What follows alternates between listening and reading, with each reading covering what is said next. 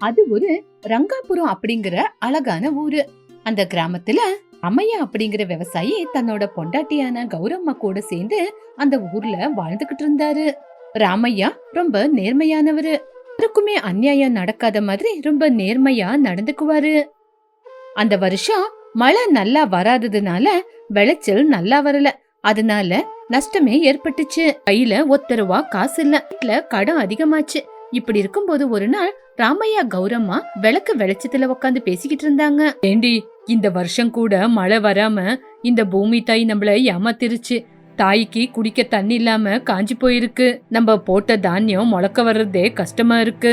அங்காருங்க நம்மளுக்கு கொடுத்திருக்கிற கடுவு ரொம்ப நெருங்கிக்கிட்டே இருக்கு. கடை முதலாளி எல்லாரும் முன்னாடியும் கடத்தை குடுக்க போறியா இல்லையான்னு சத்தம் போட்டு எல்லாரும் முன்னாடியும் கேட்டாரு. முதலாளி எல்லாரும் முன்னாடி கேட்டதுனால எனக்கு தலை தூக்கி நடக்க முடியல. ஏங்க, நீங்க கவலைப்படாதீங்க.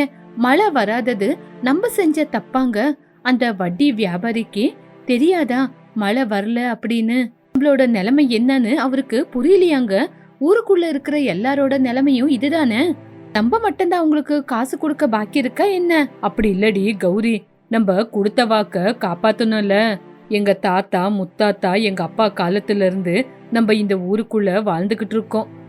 அந்த முதலாளி எல்லாரும் முன்னாடியும் நம்ம கிட்ட காசு கேட்டா நம்மளுக்கு தானே அசிங்கம். இந்த மாதிரி வியாபாரிக்கு அவங்க பணம் கொடுக்கலன்னா நம்ம நிலைமை என்ன ஆகும்னு நீயே சொல்லு.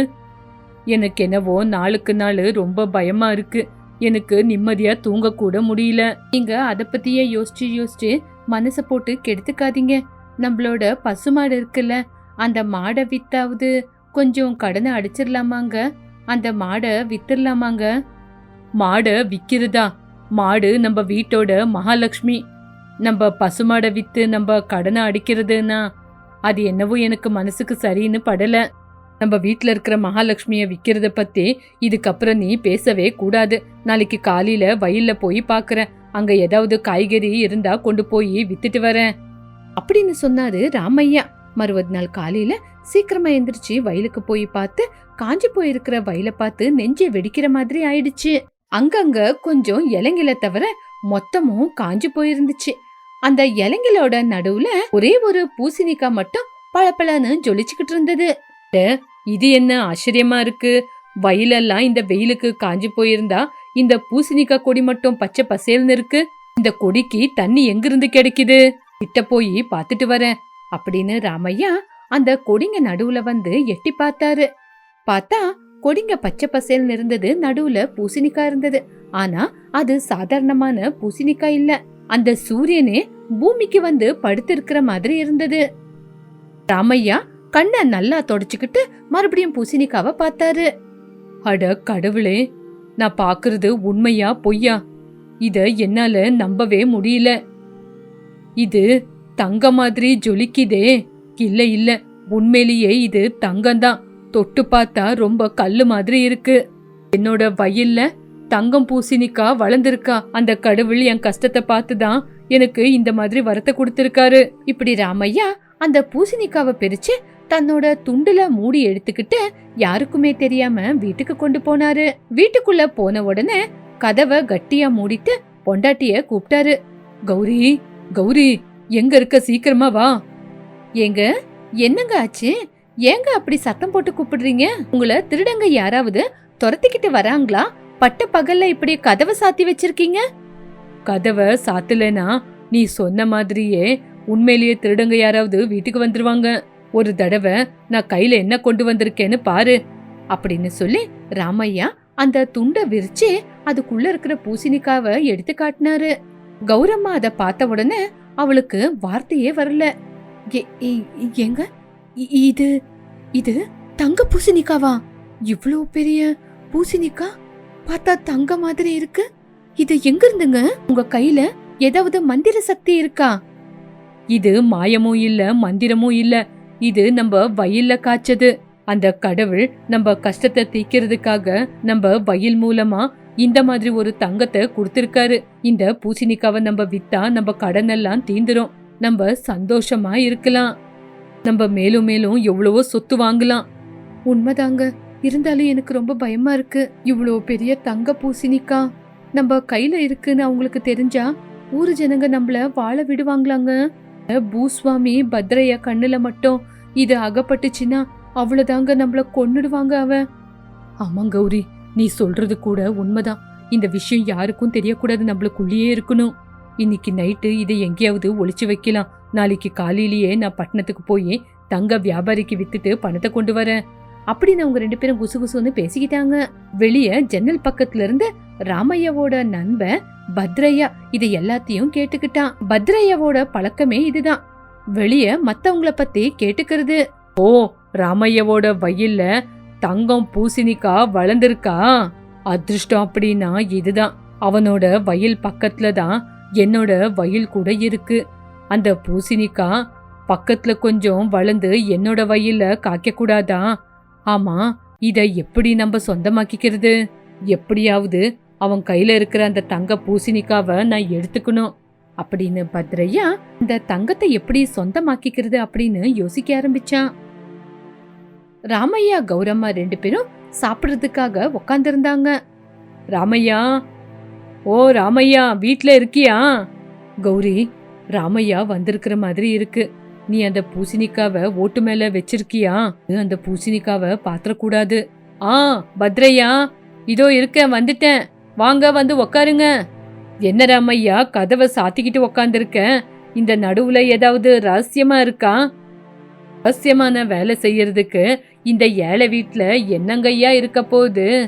ஏதோ காத்து பயங்கரமா வந்துகிட்டு இருந்துச்சு அப்படின்னு கதவை சாத்தினேன். நீங்க என்னங்கய்யா, உங்க காத்து இந்த ஏழை வீட்டு பக்கம் வந்திருக்கு? என்ன ராமையா அப்படி சொல்ற? நம்ம அக்கம் பக்கம் வீட்டுக்காருங்க, ஒருத்தர் விஷயம் இன்னொருத்தருக்கு தெரியறது தப்பா சொல்லு. அதெல்லாம் இருக்கட்டும், உனக்கு என்னவோ வயல்ல விசித்திரமான பொருள் கிடைச்சதா?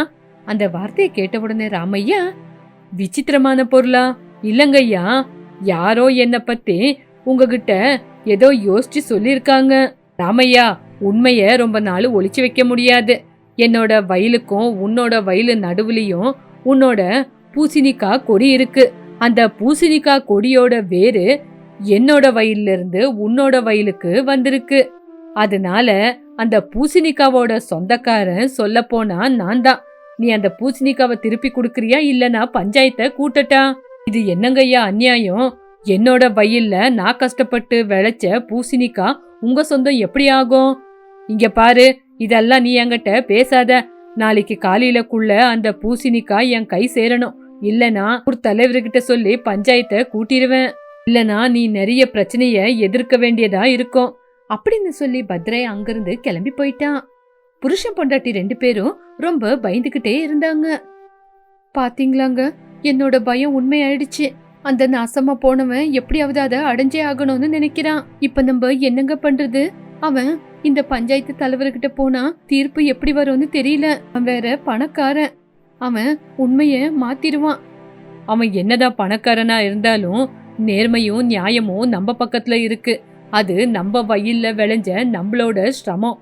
அதனால நம்ம பயப்பட தேவையில்லை. நாளைக்கு காலையிலேயே நம்ம முதல்ல பஞ்சாயத்து தலைவரை போய் பார்க்கலாம் அப்படின்னு நினைச்சுக்கிட்டு ராமையா அந்த பூசணிக்காவை ஒரு கோணி பையில போட்டு கட்டி எடுத்துக்கிட்டு பஞ்சாயத்துக்கு தலைமையில வச்சு கொண்டு போனான். ஆனா அதுக்குள்ள பத்ரையா அங்க இருக்கிறவங்க கிட்ட பேசி சரி பண்ணிருந்தான் எல்லாரையும். எல்லாரும் தீர்ப்பு சொல்றதுக்கு ரெடியா இருந்தாங்க. என்ன ராமையா, உன் மேல பத்ரையா புகாரு கொடுத்திருக்காரு. உன்னோட வயல்ல காய்ச்ச அந்த பூசணிக்கா அவரோட இது அப்படின்னு சொல்றாரு. ஐயா, அந்த பூசணிக்கா கொடி என்னோட வயல்ல தான் அதோட வேறே இருக்கு. வேறு யாரோட இதோ செடியும் அவங்களோட இதுதானங்க ஐயா. இது அநியாயம் இல்லையா? ராமையா என்னோட செடியில காய்ச்ச பூசணிக்காவை அவனே வச்சுக்கிட்டு இருக்கான். அது ரொம்ப பொக்கிஷம். ஐயா, அவன் சொல்றது பொய்யுங்கய்யா. அந்த பூசணிக்காய் என்னோட வயல்ல விளைஞ்சது. நான் தான் அதுக்கு தண்ணி ஊத்தி வளர்த்தேன். பத்ரையாவோட வயலு காஞ்சி போயிருக்கு. அங்க முள்ள தவிர வேற எதுவுமே இல்லங்கய்யா. நான் சொல்றது உண்மை இல்லனா நீங்களே என் கூட வந்து பாருங்கய்யா. என்னோட கஷ்டத்தை கஷ்டப்படாம பத்ரையா எடுத்துக்கணும்னு பாக்குறாரு. 2 பேரும் சொல்றத நாங்க கேட்டிருக்கோம். இப்ப அந்த பூசணிக்காவை இங்க வைங்க. நாங்க அத பரிசீலனை செஞ்சு பார்த்துட்டு யாரோட இது அப்படின்னு முடிவு சொல்றோம் அப்படின்னு பெரியவரே சொன்னதுக்கு அப்புறம் ராமையா அவனோட கோணிச்சாக்குல இருந்து தங்க பூசணிக்காவை எடுத்தான்.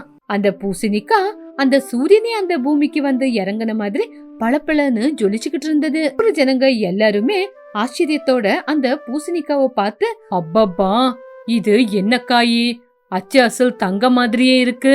தங்க மாதிரி ஜொலிக்கிறது என்ன, அது தங்கம்தான். ராமையாவுக்கு எவ்வளவு பெரிய அதிர்ஷ்டம் வந்திருக்கு. பத்ரையா ஆசையோட, பாத்தீங்களா ஐயா, அது என்னோட வயல்ல காய்ச்சின பூசணிக்கா, அது எனக்கு தான் சொந்தம். சீக்கிரமா அந்த பூசணிக்காவை எனக்கு கொடுங்க. நில்லு பத்ரையா, அவசரப்படாத. அது உண்மையிலேயே தங்க பூசணிக்காவா என்னன்னு பரிசீலனை பண்றதுக்காக நம்ம ஊர்ல இருக்கிற தங்கம் செய்யற ஆச்சாரிய வர சொல்லுங்க அப்படின்னு வர சொன்னாங்க. இப்போ அந்த இடத்துக்கு தங்க ஆச்சாரி வந்து அந்த பூசணிக்காவை பரீட்சை பண்ணா. அந்த பூசணிக்காவை நகத்தால கிள்ளி பார்த்தா. ஆனா ஆச்சரியப்படுற மாதிரி அந்த பூசணிக்காக்குள்ள சாதாரணமான பூசணிக்காய் இருந்தது. அந்த பூசணிக்காய் மேல மட்டும்தான் தங்க வண்ணத்துல இருந்துச்சே தவிர அது சாதாரணமான பூசணிக்காய் தான். ஐயா தர்மையா, இது தங்க பூசணிக்காய் எல்லாம் இல்ல, இது ஒரு சாதாரணமான பூசணிக்காய் மட்டும்தான். பூசணிக்காய் வெளிய மட்டும்தான் இப்படி ஜொலிக்குது, ஆனா இது வெறும் சாதாரணமான பூசணிக்காய். மார்க்கெட்ல ரொம்ப பெருசு அப்படின்னா 2 வராகம் இருக்கும், அவ்வளவுதான். அந்த வார்த்தையை கேட்ட உடனே பத்ரையாவோட முகம் வாடி போச்சு. ராமையா அந்த வார்த்தையை கேட்ட உடனே ஆச்சரியப்பட்டான். என்னது, இது தங்கம் இல்லையா, சாதாரணமான பூசணிக்காவா? ச்சே, இந்த பூசணிக்காகவா நான் இவ்ளோ சண்டை போட்டேன்.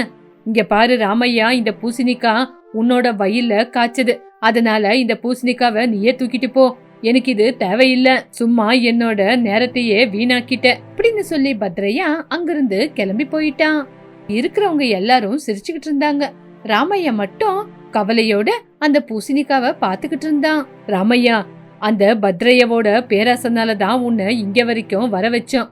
அதனால இது உன்னோட பூசணிக்கா, இந்த பூசணிக்காவை எடுத்துக்கிட்டு நீ கிளம்பு அப்படின்னு சொன்ன உடனே ராமையா அந்த பூசணிக்காவை எடுத்துக்கிட்டு வீட்டுக்கு வந்து பொண்டாட்டிக்கிட்ட உண்மையை சொன்னான். என்னங்க ஆச்சு, தீர்ப்பு பூசணிக்காய் நம்மளுதுன்னு சொல்லிட்டாங்களா? ஆமா கௌரி, இது நம்மளுக்கு சொந்தம்னு அனுப்பிட்டாங்க. ஆனா நம்ம ஆசை நிராசை ஆயிடுச்சு. இது தங்கம் இல்ல, தங்கம் வண்ணத்துல இருக்கிற சாதாரணமான பூசணிக்காய் தான் இது. தங்க ஆச்சாரி செய்யறவரு வந்து பரீட்சை பண்ணி பார்த்தாரு. பத்ரையாவுக்கு இது தங்கம் இல்லன்னு தெரிஞ்ச உடனே என்னோட இது இல்லன்னு சொல்லிட்டாரு. நம்ம தரித்திரம் நம்ம கூட தான் இருக்கு. ஐயோ என்னங்க இது, அந்த கடவுள் நம்மளுக்கு குடுக்கற மாதிரி குடுத்து இப்படி ஏமாத்திட்டாரேங்க. பரவாயில்ல விடுங்க, இந்த பூசணிக்கால சமையல் செஞ்சு சாப்பிடலாம், இதனால நம்ம பசியாவது தீரும். சரி கௌரி, நீ போய் கத்திய கொண்டு வா, நான் இத உனக்கு அறுத்து கொடுக்கறேன் அப்படின்னு ராமையா பூசணிக்காவை வெட்டுறதுக்கு ரெடியானாரு. மையா கத்தில வச்சு அந்த பூசணிக்காவை வெட்டினாரு. ஆச்சரியப்படுறது என்னன்னா, அதுக்குள்ள பூசணிக்காய் விதைங்களுக்கு பதிலா வஜ்ரம் வைடூரியம் எல்லாமே இருந்தது. அத பார்த்து ஆச்சரியப்பட்டாங்க. கௌரி இங்க பாரு கௌரி, இதுக்குள்ள விதைங்க இருக்கும்னு பார்த்தா இதுக்குள்ள வஜ்ரம் வைடூரியங்க இருக்கு பாத்தியா? எங்க இது அந்த கடவுளோட அருளுங்க. வெளிய சாதாரணமான பூசணிக்காய் மாதிரி எல்லாருக்கும் தெரிஞ்சாலும் உள்ளுக்குள்ள இவ்ளோ வைடூரியத்தை வச்சு நம்ம கஷ்டத்தை போக்குறதுக்காக நம்மளுக்காக அனுப்பி வச்சிருக்காரு. இது அந்த கடவுளோட நாடகங்க. ஆமா கௌரி, ஏழைங்க கஷ்டப்படுற வரைக்கும் கடவுள் பார்த்தாலும் கடைசியில நம்மள ஆதரிப்பாரு அப்படிங்கிறதுக்கு இதுதான் சரியானது. அந்த பத்ரையா சாதாரணமான பூசணிக்கான்னு விட்டுட்டு போயிட்டான். அந்த ஆச்சாரி கூட அவரு கண்ணுக்கும் இது சாதாரணமான பூசணிக்காவா தெரிஞ்சதுன்னா ஆச்சரியம்தான். எங்க இதனால நம்ம கஷ்டம் தீந்துருமாங்க? கண்டிப்பா கௌரி, ஆனா இந்த சொத்து முழுக்க நம்மளே எடுத்துக்கிட்டு இத அனுபவிக்க கூடாது. நம்ம கடன் எல்லாம் தீர்ந்ததுக்கு அப்புறம் கொஞ்சமா எடுத்துக்கிட்டு கஷ்டப்படுற ஏழைங்களுக்கு, சாப்பாடுக்கு கஷ்டப்படுறவங்களுக்கு இத வித்து அவங்களுக்கும் உதவி செய்யலாம். இப்போ நம்மள மாதிரி விவசாயிங்க எல்லாருக்கும் நல்லதே நடக்கும். சரியா சொன்னீங்கங்க. நம்ம வயிறு நிறைஞ்சா மட்டும் பத்தாது, பசியில இருக்கிறவங்க எல்லாரோட வயிறையும் நம்ம நிறைக்கணும். இதுதாங்க நம்மளுக்கும் நல்லது. அந்த வஜ்ரம் வைடூரியத்தை டவுனுக்கு கொண்டு போய் கொஞ்சம் கொஞ்சமா விட்டு அந்த காசுல அவங்களோட கடனை அடிச்சுக்கிட்டு ஊருக்கு கிணற கட்டி கொடுத்தாங்க. ஊருக்கு நல்லது செஞ்சாங்க. பசியில இருக்கிறவங்களுக்கு அன்னதானம் சத்திரத்தை கட்டினாங்க. ராமையா ஊருக்கு செய்யற நல்லதை பார்த்து ஊரு ஜனங்க பாராட்டினாங்க. பத்ரையா மட்டும் ராமையாவுக்கு எங்க இருந்து காசு வருது அப்படின்னு யோசிச்சுக்கிட்டே மண்டைய பிச்சுக்கிட்டான். ஒரு நாள் பத்ரையா ராமையா வீட்டுக்கு வந்து, ராமையா உனக்கு இருந்தாப்புல இருந்து எங்கிருந்து இவ்வளோ காசு வருது? இந்த பூசணிக்காய் சாதாரணமான பூசணிக்காய் தானே, எங்கிருந்து உனக்கு இவ்வளோ காசு வந்துச்சு? பத்ரையா அது சாதாரணமான பூசணிக்காய் அப்படின்னு நீங்க வேண்டான்னு சொல்லிட்டீங்க. ஆனா உண்மையிலேயே ஊரு ஜனங்களோட பசி தீக்கிற பூசணிக்காது. நம்ம எந்த பார்வையோட இந்த உலகத்தை பாக்குறோமோ அந்த உலகம் கூட நம்மளுக்கு அதே மாதிரி தான் தெரியும். அது சாதாரணமா தெரிஞ்சது. ஆனா நான் நம்பிக்கையோட திருப்தியோட பார்த்தேன். எனக்கு லக்ஷ்மி தேவி தான் தெரிஞ்சது. பூமிய நம்பி வாழ்றவங்களுக்கு தாயி எப்பவுமே துரோகத்தை பண்ண மாட்டாங்க. ஏதோ வேதாந்தத்தை சொல்ற. சரி, உன்னோட அதிர்ஷ்டம் நல்லா இருக்கு அப்படி சொல்லி பத்ரையா அங்கிருந்து கிளம்பி போயிட்டான். இந்த பக்கம் ராமையா கௌரம்மா கஷ்டப்படுறவங்களுக்கு உதவி செஞ்சுக்கிட்டு அவங்களும் கடைசி காலம் வரைக்கும் சந்தோஷமா திருப்தியோட வாழ்ந்துகிட்டு இருந்தாங்க. நேர்ம நாணயம் இருக்கிறவங்களுக்கு அந்த கடவுள் எப்பவுமே துணையா இருப்பாங்க. துராசை துக்கத்தோட மூலம். மத்தவங்களோட பணத்துக்கு ஆசைப்படுறது நல்லதே இல்ல. கஷ்டத்துல இருக்கும்போது நம்பிக்கையை இழக்காம அந்த கடவுளை நம்புனா கண்டிப்பா நம்மளுக்கு நல்லதே நடக்கும். மங்களாபுரத்துல துர்கையா அப்புறம் பாரதி கிட்ட லக்ஷ்மின்னு ஒரு பசு இருந்துச்சு. லக்ஷ்மி அவங்களுக்கு மட்டும் இல்லாம அந்த ஊர் மக்கள் எல்லாருக்குமே ஒரு வாழ்வாதாரமா இருந்துச்சு. யாருக்கு எந்த பிரச்சனை வந்தாலும் லக்ஷ்மியை நினைச்சு அந்த ஒரு வேலையை தொடங்குனா அது வெற்றிகரமா முடியும். அதனால அந்த ஊர் மக்கள் எல்லாருக்கும் லக்ஷ்மினா அவ்வளோ பாசம் அப்புறம் மரியாதை. எல்லாரும் அதை கொண்டாடினாங்க. துர்கையா தினமும் காலையில லக்ஷ்மிய வழிபட்டுட்டு பால் கறந்து ஊர்ல விக்கிறது வழக்கம். லக்ஷ்மியோட பாலை குடிச்சா நோய் குணமாகும் அப்படிங்கறது அந்த ஊர் மக்களோட நம்பிக்கை. அது மட்டும் இல்லாம அந்த ஊர் மக்களுக்கு லக்ஷ்மி ஒரு வழிகாட்டியாவும் இருந்துச்சு. யாருக்கு எந்த பிரச்சனை வந்தாலும் லக்ஷ்மி கிட்ட சொல்லுவாங்க. அது ஏதோ ஒரு வழியை காட்டும். அதன் காரணமா அந்த ஊர் மக்கள் லக்ஷ்மிய ஒரு தெய்வமாவே வழிபட்டாங்க. துர்கையாவோ லக்ஷ்மிய ஒரு நாளும் கைத்தால கட்டி போட்டதே கிடையாது. தெய்வ மாதிரியான லக்ஷ்மிய கயிறால கட்டி வைக்கிறது சரியில்லைன்னு நினைச்சு அவர் அப்படியே விட்டுடுவாரு. லக்ஷ்மி ஊர் முழுக்க சுத்திட்டு மறுபடியும் வீட்டுக்கே திரும்பி வந்துரும். அது யாரையும் எப்பவும் துன்புறுத்தாது. லக்ஷ்மி எதிரில வர்றது ஒரு நல்ல அறிகுறியா அந்த ஊர் மக்கள் நம்புனாங்க. லக்ஷ்மி எதிரில வர்றதுக்காகவே காத்திருந்து சிலர் அவங்களோட வேலைய ஆரம்பிப்பாங்க. ஒரு நாள் துர்கையா பால் கறந்துகிட்டு இருக்கும்போது பாரதி அங்க வந்தா. என்னங்க, என்ன இது? எப்பவும் இல்லாம இன்னைக்கு அதிகமா பால் கறந்துருக்கீங்க? நான் எப்பவும் போலதான் பால் கறந்தேன். ஆனா இன்னைக்கு ஏன் பால் அதிகமா இருக்குன்னு எனக்குமே தெரியல. லக்ஷ்மி யாருக்கோ உதவி பண்ணணும்னு நமக்கு சொல்லாம சொல்றா போல. ஆமாங்க, லக்ஷ்மி நம்ம கிட்ட ஏதோ சொல்ல நினைக்கிறா. யாருக்காவது உதவினா லக்ஷ்மி இப்படி பாலை அதிகமா நமக்கு கொடுத்து அந்த பாலை வித்து வர பணத்தை வச்சு மத்தவங்களுக்கு உதவி செய்யன்னு நமக்கு சொல்றாளோ என்னவோ. துர்கையாவும் பாரதியும் லக்ஷ்மிய பாக்குறாங்க. லக்ஷ்மி ஆமாங்கிற மாதிரி தலையாட்டுச்சு. துர்கையா பால் எடுத்துட்டு ஊர்ல விக்கிறதுக்காக போனாரு. வீடு வீடா போய் பால் வித்துட்டு பணத்தை எடுத்துட்டு வீட்டுக்கு திரும்பி வர்ற வழியில சூரிபாபு வந்தான். அண்ணே, உங்ககிட்ட ஒரு உதவி கேட்கலான்னு வந்தேன்ன. சொல்லு சூரிபாபு, என்னாச்சு? ஏன் முகம்லாம் ரொம்ப வாடி இருக்கு? உனக்கு என்ன வேணும்னு சொல்லு. அண்ணா, அம்மாவுக்கு ரொம்ப உடம்பு சரியில்லைண்ணா. ரொம்ப சோர்வா இருக்காங்க. அவங்களுக்கு வைத்தியம் பண்றதுக்கு என்கிட்ட பணம் இல்லைண்ணா.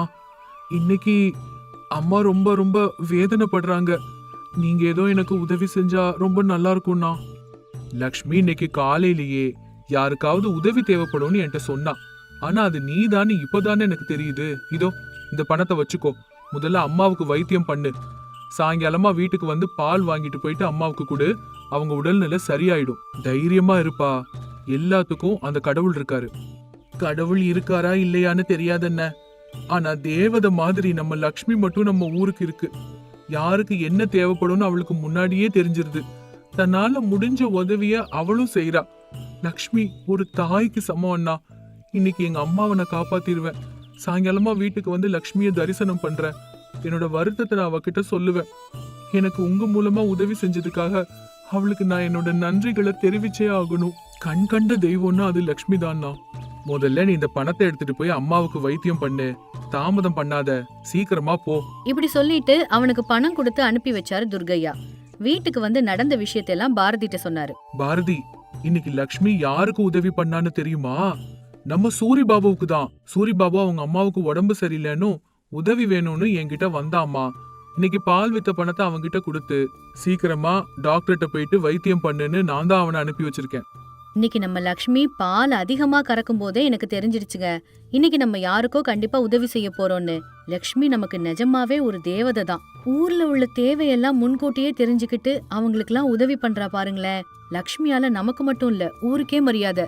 ஆமாமா, நிஜம்தான். பிள்ளைங்க இல்லாத நமக்கு லக்ஷ்மி ஒரு சொந்த பிள்ளை மாதிரி ஆயிட்டா. பிள்ளைங்களால பெத்தவங்களுக்கு புகழும் பெருமையும் கூடும். அதே மாதிரி லக்ஷ்மியால நமக்கு கௌரவமும் மரியாதையும் கிடைக்குது. ஊர் மக்கள் எல்லாரும் நம்மள மதிக்கிறாங்க. அதுக்கெல்லாம் காரணம் நம்ம லக்ஷ்மி தானே. அவ நமக்கு பிள்ளை மட்டும் இல்ல, அம்மாவும் அவதான். எந்த ஜென்மத்துல நம்ம பண்ண புண்ணியமோ என்னவோ லக்ஷ்மி நமக்கு கிடைச்சிருக்கா. இப்படி லக்ஷ்மிய பத்தி துர்கையாவும் பாரதியும் பேசிக்கிட்டாங்க. 2 நாட்கள் கழிச்சு ஊர்ல ராமையாங்கிறவரோட வீட்ல அவரோட மகளுக்கு கல்யாணத்துக்காக எல்லா ஏற்பாடும் பண்ணிட்டு இருந்தாங்க. அன்னைக்கு ராத்திரி ஊருக்குள்ள திருடர்கள் புகுந்து ராமையாவோட மக கல்யாணத்துக்கு வச்சிருந்த நகையெல்லாம் திருடிட்டு போயிட்டாங்க. மறுநாள் காலையில திருமண வீட்ல பெரிய பரபரப்பாயிடுச்சு. திருமண நகைகள் திருடு போயிடுச்சுன்னு எல்லாரும் வருத்தப்பட்டாங்க. யார் திருடினாங்கன்னு எதுவும் தெரியல. ராமையா வருத்தத்துல இருந்தாரு. அங்க நம்ம துர்கையாவும் பாரதியும் வந்தாங்க. வருத்தப்படாதீங்கண்ணா, திருடங்க கண்டிப்பா பிடிபட்டுருவாங்க. நம்ம ருக்மணியோட கல்யாணம் நல்லபடியா நடக்கும். தாயில்லாத பிள்ளைமாவா, அவளுக்கு கல்யாணம் பண்ண இத்தனை நாளா அரும்பாடு பட்டு இது எல்லாத்தையும் சேர்த்த. இன்னும் 2 நாள்ல கல்யாணங்கிற நிலைமையில இருக்கும்போது இப்படி நடந்துருச்சேம்மா. இந்த நகைங்க மட்டும் கிடைக்கலன்னா என் மகளோட கல்யாணம் நின்னு போயிடும். என் மகளோட திருமணத்தை செய்ய முடியாத போது நான் உயிரோட இருந்து என்ன பிரயோஜனமோ சொல்லுங்க.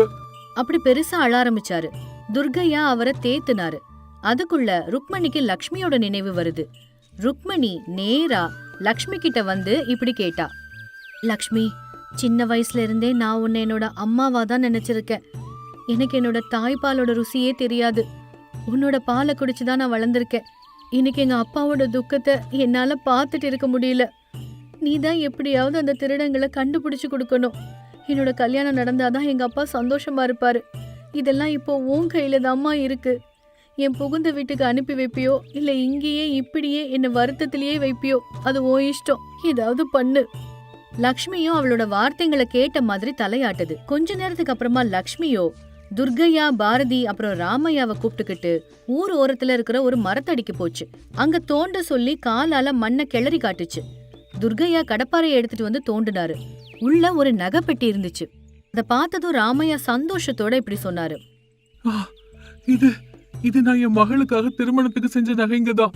திருடர்கள் கொள்ளையடிச்சு இங்க மறைச்சு வச்சிருக்காங்களா? லக்ஷ்மி, உன்னோட கடனை நான் எப்படிமா தீர்க்க போறேன்? என் மகளோட கல்யாணத்தை நடத்தி வைக்க நீ எவ்வளவு பெரிய உதவி பண்ணிருக்க தெரியுமாமா? நீ பசு வடிவுல இருக்கிற ஒரு தேவதம்மா. தினமும் உனக்கு நான் பூஜைகள் பண்ணா கூட என்னோட இந்த கடன் தீராது. இப்படி பசுவோட கால்ல விழுந்து வணங்கினாரு. நகை பெட்டியை எடுத்துக்கிட்டதுக்கு அப்புறமா துர்கையாட்ட இப்படி சொன்னாரு ராமையா, துர்கையா, இன்னைக்கு லக்ஷ்மினாலதான் என் பொண்ணோட கல்யாணம் நடக்க போகுது. லக்ஷ்மி நம்ம ஊர்ல இருக்கிற காமதேனுவோட வடிவம். உன் வீட்டுல இருந்துகிட்டு ஊர் மக்கள் எல்லாருக்கும் அவ தெய்வமா இருக்கா. நீ பெரிய அதிர்ஷ்டசாலியா. ஆமாயா, பிள்ளைங்க இல்லாத எனக்கு என் வாரிசாவே என்னோட வீட்டுல வளர்ந்துகிட்டு இருக்கா. அவளாலதான் இந்த ஊர்ல எனக்கு கௌரவமும் அந்தஸ்தும் கூடிச்சு. அவ இல்லைன்னா நான் இந்த ஊர்ல ஒரு சாதாரண மனுஷனா இருந்திருப்பேன். அவளாலதான் இன்னைக்கு எல்லார் முன்னாடியும் ஒரு பெரிய மனுஷனா நடமாட முடியுது. அவ இல்லாம எனக்கு இவ்ளோ பேர் வந்திருக்காது. நிஜமாவே லக்ஷ்மி எங்க வீட்டு மகாலட்சுமி தான். எங்களோட தெய்வம் அவதான். இன்னைக்கு லக்ஷ்மியால நம்ம ஊர்ல ஒரு சுப காரியம் நடக்க போகுது. முதல்ல போய் இந்த நகைகள் எல்லாத்தையும் ருக்மணிட்ட காட்டுவோம். அவளும் சந்தோஷப்படுவாள்ல. தன்னோட திருமணம் நடக்குங்கிற சந்தோஷம் இல்லாம பாவம் அந்த பொண்ணு சோகமா வீட்டுல உட்கார்ந்துருக்கு. முதல்ல இந்த விஷயத்த ருக்மணிட்ட சொல்லி அவ சந்தோஷப்படுறத நம்ம பார்க்கலாம். வாங்க வீட்டுக்கு போலாம். எல்லாரும் சேர்ந்து போய் குடுக்கலாம் வாங்க. எல்லாரும் சேர்ந்து நடந்து வீட்டுக்கு வந்தாங்க. வீட்டுக்கு வந்ததுக்கு அப்புறம் பாரதி ருக்மணி கிட்ட நகை எல்லாத்தையும் காட்டினான். இது என் கல்யாணத்துக்காக அப்பா பண்ண நகைங்க. இதெல்லாம் உங்களுக்கு எங்க கிடைச்சது? இது ஊரோரத்துல மரத்தடியில மண்ணுக்குள்ள புதைச்சு வச்சிருந்தாங்க. உன் வீட்டுல திருடின திருடங்க அதை வெளியில எடுக்கிறதுக்காக அங்க மறைச்சு வச்சிருந்தாங்க. இந்த விஷயத்த நம்ம லக்ஷ்மி எப்படியோ மோப்பம் பிடிச்சு எங்களுக்கு காட்டி கொடுத்துட்டா. நாங்க எல்லாரும் போய் அங்க இருந்து நகைகள் எல்லாத்தையும் எடுத்துட்டு நேரா இங்க வரோம். நான் கொஞ்ச நேரத்துக்கு முன்னாடிதான் லக்ஷ்மி கிட்ட என்னோட வருத்தத்தை எல்லாத்தையும் சொன்னேன். எப்படியாவது நகைங்க கிடைச்சு என் திருமணம் நடக்க வழி செய்யும்படி அவகிட்ட நான் வேண்டிக்கிட்டேன். என் தந்தையோட வேதனையை என்னால பார்க்க முடியலன்னு லக்ஷ்மி கிட்ட சொன்னேன். லக்ஷ்மி உடனே என்னோட கவலையை புரிஞ்சுக்கிட்டு நகைங்களை நமக்கு கிடைக்கும்படி செஞ்சிட்டா. சரி, லக்ஷ்மி இப்போ எங்க இருக்கா? எனக்கு அவளை பார்க்கணுமே. இப்படி கேட்டதும் எல்லாரும் லக்ஷ்மியை தேடி போனாங்க. லக்ஷ்மி வீட்டுக்கு பக்கத்துல நின்னுட்டு இருந்துச்சு. ருக்மணி ஓடி போய், லக்ஷ்மி, நான் உன்கிட்ட வேண்டிக்கிட்ட உடனேயே என் பிரச்சனையை தீர்த்திட்டியா? உன்னோட கடனை நான் எப்படிமா தீர்க்க போறேன்? எங்க வீட்டுல மறுபடியும் சந்தோஷத்தை கொண்டு வந்துட்டேம்மா. நிஜமாவே நீ எங்களுக்கெல்லாம் தெய்வம்தான். அம்மா, இவ்வளோ பெரிய ஆபத்தை களைஞ்சு என் மானத்தை நீ காப்பாத்திருக்கம்மா. என் மகளோட கல்யாணம் நடக்கும்படி நீதாம்மா செஞ்சிருக்க. ஜென்ம ஜென்மத்துக்கு நாங்க எல்லாரும் உனக்கு கடமைப்பட்டிருக்கோம். லக்ஷ்மி அன்போட அவங்கள ஆசீர்வதிக்கிற மாதிரி பாக்குறா. எல்லாரும் மகிழ்ச்சி அடைறாங்க. மறுநாள் ருக்மணியோட கல்யாணம் கோலாகலமா நடக்குது. சில நாட்களுக்கு பிறகு ஊர்ல மறுபடியும் திருட்டுக்கள் அதிகரிக்குது. கிராம தலைவர் ஊர் மக்கள் எல்லாரையும் அழைத்து பஞ்சாயத்து கூட்டினாரு. ஊர் மக்கள் எல்லாருக்கும் தெரிவிக்கிறது என்னன்னா, நம்ம ஊர்ல நாளுக்கு நாள் திருட்டுக்கள் அதிகமாயிட்டே தான் போயிட்டு இருக்கு. எவ்வளவு ஜாக்கிரதையா இருந்தாலும் திருட்டுக்களை கட்டுப்படுத்தவே நம்மளால முடியல. இது வெளியூர்ல இருந்து யாரோ வந்து செய்யறது மாதிரி தான் தெரியுது. நம்ம ஊர்க்காரங்களே இந்த திருட்டுக்கள் எல்லாம் செய்யறாங்களோன்னு எனக்கு ஒரு சின்ன சந்தேகம் கூட இருக்கு. வீட்டு திருடனை ஈஸ்வரனால கூட கண்டுபிடிக்க முடியாதுன்னு சொல்லுவாங்க. ஆனா எந்த நிலையிலயும் இந்த திருடர்களை பிடிச்சு தண்டிக்கணும். அவங்களால என்னைக்குமே மறக்க முடியாதபடி நம்ம பாடம் சொல்லி கொடுக்கணும். இந்த திருடங்களை கண்டுபிடிக்கிறதுக்கு நீங்க ஏதாவது வழி சொல்லுவீங்களான்னு கேட்கதான் உங்களை கூப்பிட்டேன். ஊர் மக்கள் எல்லாரும் அவங்க விஷயத்துல கவனமா இருக்கணும். எப்படியாவது இந்த திருடர்களை நம்ம பிடிச்சுதான் ஆகணும். ஐயா, ஊர் மக்களோட இந்த பிரச்சனை தீர்றதுக்கு என்கிட்ட ஒரு நல்ல யோசனை இருக்கு. சொல்லுங்க துர்கையா, திருடர்களை பிடிக்கிறதுக்காக உங்ககிட்ட என்ன யோசனை இருக்கு? என்ன உதவி செய்வீங்க? நான் உதவி பண்ணல, எங்க லக்ஷ்மி தான் உதவி செய்ய போறா. உங்க எல்லாருக்குமே தெரியும், கொஞ்ச நாட்களுக்கு முன்னாடி ராமையாவோட பொண்ணு கல்யாணத்துக்காக செஞ்ச நகைங்களை திருடர்கள் திருடிட்டு போன போது அதை எங்க மறைச்சு வச்சிருக்காங்கங்கறத நம்ம லக்ஷ்மி தான் கண்டுபிடிச்சா. அதே போல ஊர்ல நடக்கிற திருட்டுகளையும் கட்டுப்படுத்த வேணும்னா அது லக்ஷ்மினாலதான் முடியும்னு நினைக்கிறேன். உண்மைதான். ஒரு தடவை இந்த முயற்சியையும் எடுத்து பார்க்கலாமே. லக்ஷ்மி கிட்ட போயிட்டு நம்ம குறைய சொல்லுவோம். அவ ஏதோ ஒரு வகையில நமக்கு உதவி செஞ்சு திருடர்களை பிடிக்கிறதுக்கு துணையா இருப்பான்னு நம்புவோம். இப்படி சொல்லவும் ஊர் மக்கள் சிலர் லக்ஷ்மிய பாக்குறதுக்காக போனாங்க. ஊர் மக்களை பார்த்ததும் லக்ஷ்மியும் வெளியில வந்தா. லக்ஷ்மி, நம்ம ஊர் மக்களுக்கு உன்கிட்ட ஒரு பெரிய காரியம் ஆக வேண்டியது இருக்கு. நீதான் ஏதோ ஒரு வழியில உதவி பண்ணணுமா. உன்கிட்ட உதவி கேட்கத்தான் சாட்சாத் நம்ம கிராமத்து தலைவரே இங்க வந்திருக்காரு. அம்மா, ஊரோட நலனுக்காக மனப்பூர்வமா உன்கிட்ட நான் ஒண்ணு வேண்டிக்கிறேன். நம்ம ஊர்ல திருடர்கள் தொல்லை ரொம்ப ரொம்ப அதிகமாயிடுச்சு. இதுக்கு முன்ன ராமையாவோட மக திருமண நகைகள் களவு போன போது அவங்க குடும்பத்தை நீதாமா காப்பாத்தின. அந்த நம்பிக்கையில தான் மறுபடியும் உன்கிட்ட வேண்டிக்கிறதுக்கு நாங்க எல்லாரும் வந்திருக்கோம். எப்படியாவது நம்ம ஊர்ல நடக்கிற திருட்டுக்களை தடுக்கிறதுக்கு ஏதோ ஒரு வகையில எங்களுக்கு நீ ஒத்துழைக்கணும்னு உன்கிட்ட கேட்டுக்கிறோம். சரிங்கிற மாதிரி லக்ஷ்மியும் தலையாட்டுச்சு. உன் கருணையே கருணை தாயே, சொன்னதுமே சரின்னு எங்களுக்காக ஒத்துக்கிட்ட. எல்லாரும் லக்ஷ்மிய வணங்கிட்டு அங்கிருந்து போயிட்டாங்க. அன்னைக்கு ராத்திரி லக்ஷ்மி ஊர் முழுக்க சுத்திட்டு வருது. ஊரை சேர்ந்த 2 பேர் ஒரு வீட்டுல திருட முயற்சி பண்ணிட்டு இருந்தாங்க. லக்ஷ்மி அவங்கள மோப்பம் பிடிச்சு துரத்த தொடங்குது. அவங்க எங்கேயும் தப்பி செல்லாதபடி வழி மறிச்சுக்கிட்டு நிக்குது. அதுக்குள்ள விடியற நேரமும் வந்துருச்சு. அப்போ, டேய், விடிஞ்சே போச்சுடா. இதுக்கப்புறமும் நம்ம இங்க நின்னுட்டு இருந்தோம், ஊர் மக்கள் எல்லாரும் சேர்ந்து நம்மள ஒரு வழி பண்ணிடுவாங்க. எப்படியாவது இந்த மாட்டுக்கிட்ட இருந்து தப்பிச்சு ஓடுற வழியை பாருடா. ஆமாடா, மக்கள் எல்லாரும் ஒருத்தரா எந்திரிச்சிட்டு இருக்காங்க. சீக்கிரம் இங்க இருந்து தப்பிச்சு ஓடணும். அதோ அங்க கம்புகள் இருக்குல்ல, அதை எடு. இப்படி அந்த 2 திருடர்களும் ஆளுக்கு ஒரு கம்பை எடுத்துக்கிட்டு பசு அடிக்கிறதுக்காக அது கிட்ட வந்தாங்க. அதுக்குள்ள ஊர் மக்கள் விழிச்சுக்கிட்டு திருடர்களை பாத்துட்டாங்க. லக்ஷ்மி தான் திருடர்களை பிடிச்சு கொடுத்தான்னு ஊர் மக்கள் சந்தோஷம் அடைகிற வேளையில அந்த 2 திருடர்களும் லக்ஷ்மியை அடிச்சாங்க. லக்ஷ்மி வேதனையில அம்மா அம்மான்னு கத்துச்சு. லக்ஷ்மி அவங்க அடிச்சதுல ஊர் மக்களுக்கு ஆத்திரம் வந்துருச்சு. திருடர்களை பிடிச்சு அடிச்சு துவைக்க ஆரம்பிச்சாங்க. அப்புறம் அவங்கள பஞ்சாயத்துல நிறுத்தி தகுந்த தண்டனையும் வாங்கி கொடுத்தாங்க. திருடர்களை பிடிச்சு கொடுத்ததுக்காக கிராம தலைவர் நம்ம லக்ஷ்மிய பாராட்டினாரு. அம்மா, எங்க ஊரை திருடர்கள் தொல்லையில இருந்து காப்பாத்துறதுக்காக நீ பண்ண தியாகத்துக்கு நாங்க எப்பவுமே கடமைப்பட்டிருப்போம். இந்த ஊரோட நலனுக்காக நீ திருடர்கள் கிட்ட அடியும் வாங்கியிருக்க. எங்களுக்காக இவ்ளோ பெரிய துணிச்சலான காரியத்தை செஞ்ச உனக்கு எங்க நன்றியை தெரிவிச்சுக்கிறோம்மா. இனிமேல எங்க ஊருக்கு எந்த பாதிப்பும் வராம நீயே பாதுகாக்கணும். உன்னையே நாங்க தெய்வமா நினைச்சு வணங்குறோம். அன்னையில இருந்து ஊர் மக்கள் எல்லாரும் லக்ஷ்மிய தெய்வமா போற்ற ஆரம்பிச்சாங்க. லக்ஷ்மிய பராமரிச்சுட்டு வர துர்கையா அப்புறம் பாரதிய பாராட்டினாங்க. அன்னையில இருந்து அந்த ஊரை காப்பாத்துற ஒரு தெய்வமா லக்ஷ்மிய எல்லாரும் வழிபடவே ஆரம்பிச்சாங்க.